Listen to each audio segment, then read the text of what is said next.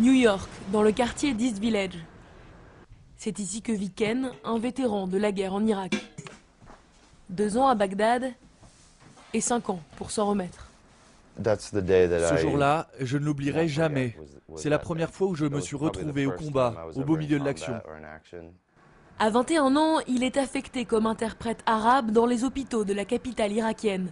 Et ce sont les cris d'enfants aux membres arrachés par les bombes qu'il doit traduire aux médecins américains.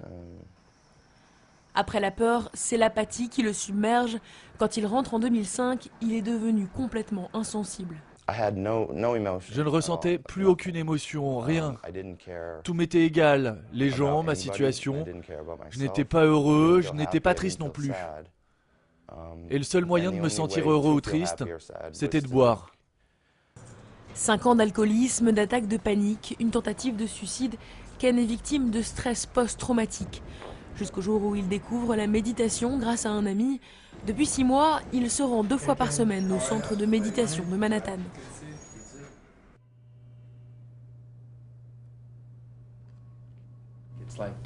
C'est comme faire de la plongée. Quand tu plonges, tu n'as pas à faire d'efforts pour descendre au fond du lac. Eh bien, la méditation transcendantale, c'est le même procédé, car ton esprit est déjà conditionné pour accueillir ses pensées.